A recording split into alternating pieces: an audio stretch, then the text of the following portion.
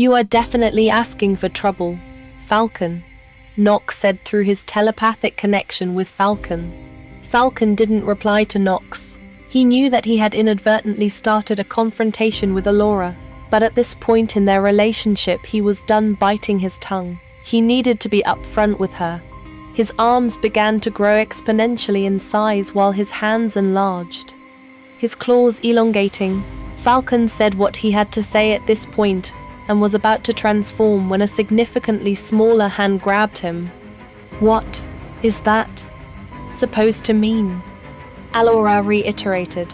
Falcon looked down at Alora, his expression frustrated and tired.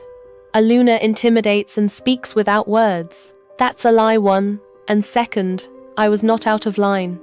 That beta was disrespecting your title as Alpha. She hissed. That doesn't matter, Alora. He snapped. He had every right to question my title, question who I am, and I would have reassured him of as much, had you stood behind me and not lost your temper. I was supporting my Alpha. No, you were disobeying your Alpha. He snarled and walked away. Next time, support me by keeping your mouth shut.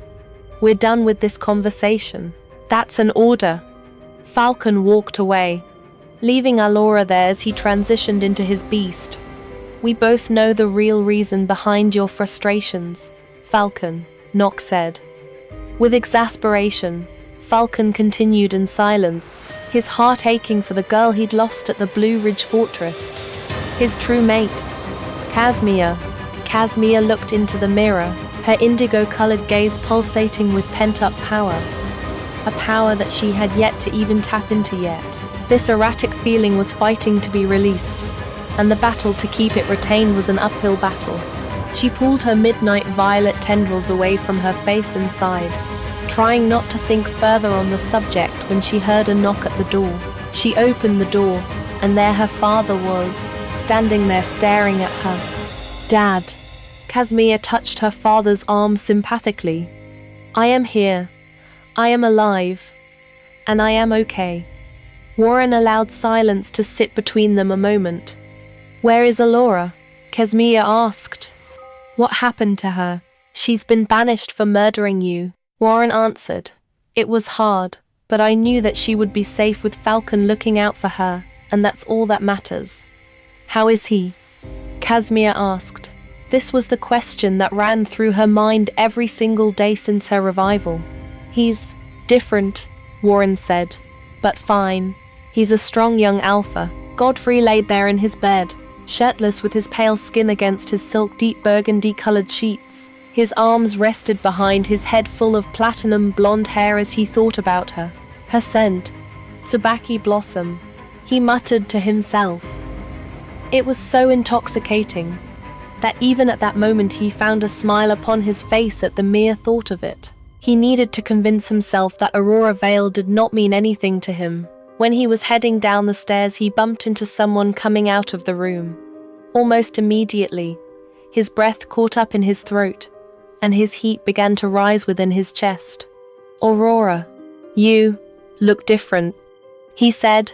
His hand reached up to touch the silver strand that fell across her face. I feel different, she murmured. I've been feeling this way since coming back. Now, have you found a way for me to find my brother or not? 3 days is hardly any time to find anyone, Aurora, let alone even a plan. She was so frustrated.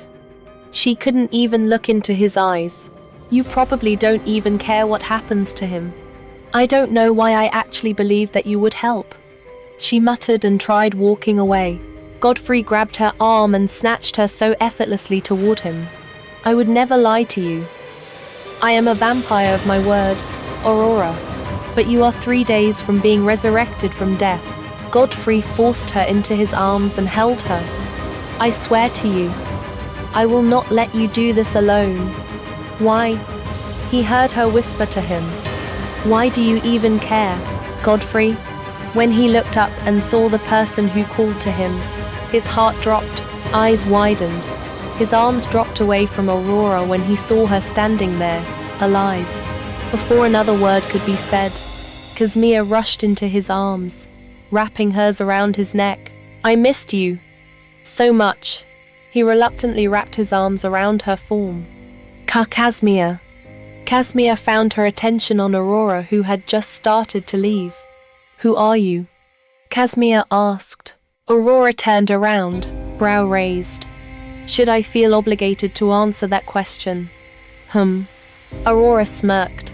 "I must have missed the memo, darling." She turned on her heels and walked away. Kazmiyah growled. "Who is she?"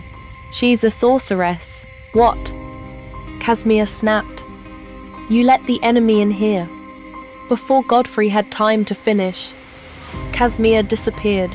Kazmiyah had Aurora by the back of her neck and threw her through the front door, dismantling the whole front paneling of the Coven's house. "Stay out of this, Godfrey.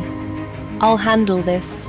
Aurora bounced off of the ground, her clothes shredding on impact as her body slid across the loose rocks in the driveway.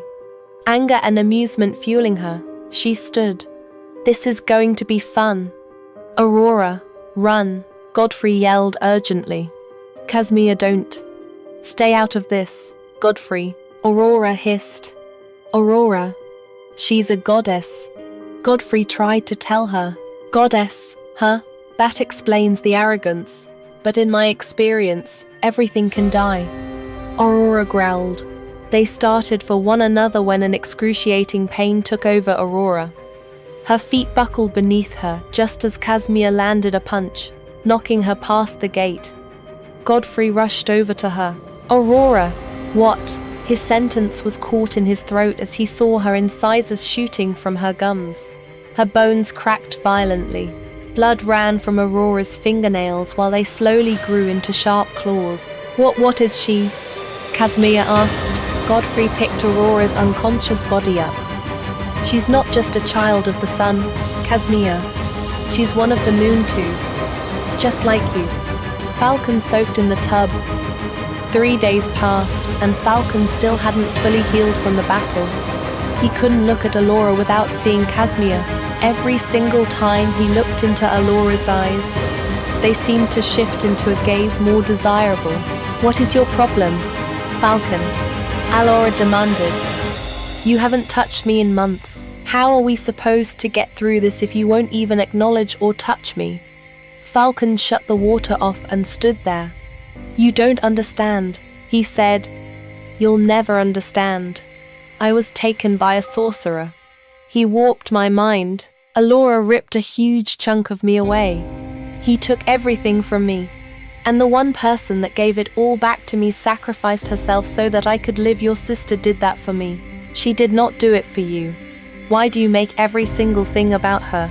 Everything that Kazmiyah has ever done is to spite you. You are so full of yourself, Alora." He walked away from her.